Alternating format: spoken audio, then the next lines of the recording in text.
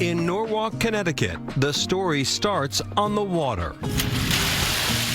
And it still drives the city today. It's a huge shared resource. Generations of oystermen built their livelihoods on the rich waters of Long Island Sound. It just became this dynamite industry. Sheffield Island Lighthouse stands as a reminder of the ships that have passed. It's like a living history. But right now, Norwalk is in motion.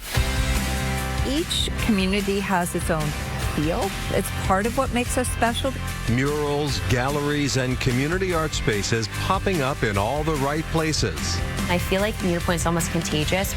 And the Sonos Switch Museum keeps a piece of the past on track. Believe it or not, this was the state of the art. These are the main streets and back roads of Norwalk, Connecticut. The biggest little small town you ever been in. This is Chronicle on WCVB Channel 5. On Long Island Sound, a scattering of islands stretches across the horizon. This is a group of about 13 to 16 islands, depending on who you ask and depending on the tides as well. Each one small, rugged, and full of history. Out in the distance, we can see Tavern Island. Around here, people don't just live by the water, they grow up with it. Jerry Toney is one of those people. It was one of the favorite spots that my dad liked to fish. A lifelong Norwalk resident, Toney has spent much of his life learning the tides and the rhythms of the Sound. Great memory. You never lose those memories you have with your family.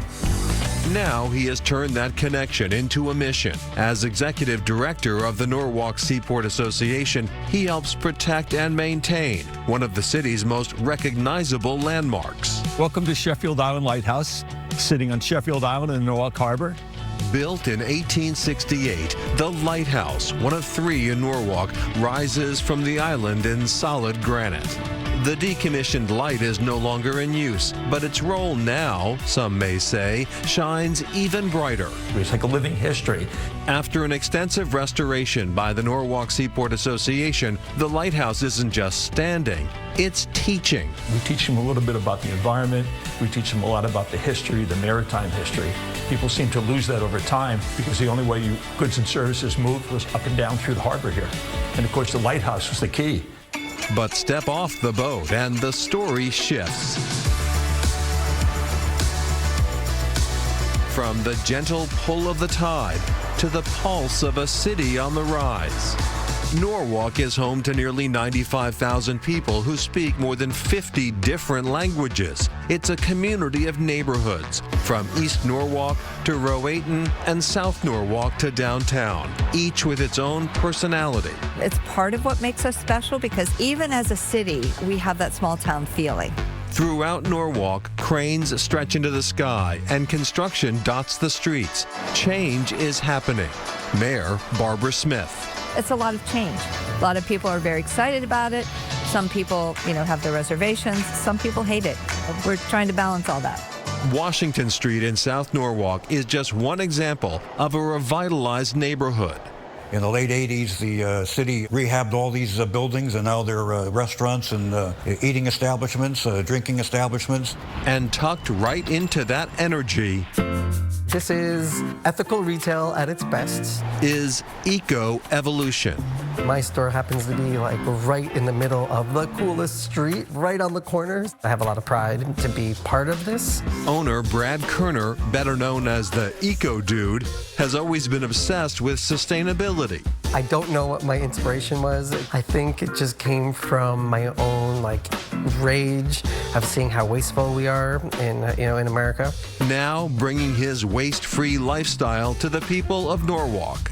We create about half a bag of trash a day. Everything else is either compostable or recyclable.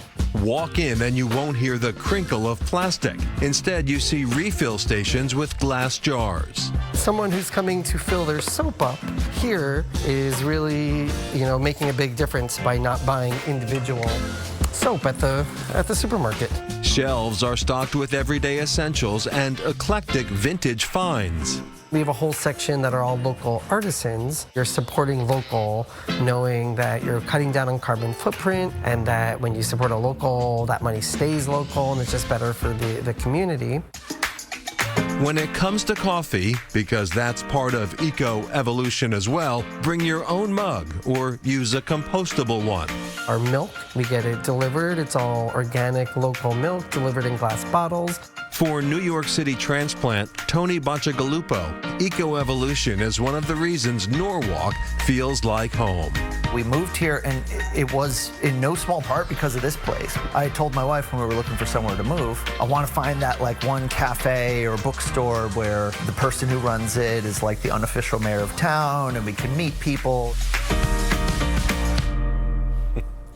And Brad says he's always been environmentally conscious, but his Eco Dude brand really kicked off right before COVID when he started an Instagram blog. Yeah, some guy named Brad put a post up challenging his family to get rid of all the single-use plastic in their house.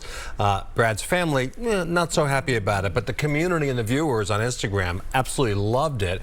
And that's actually where the Eco Dude handle came from, was people named him that after all of his activity. I love that. Eco Dude, all right.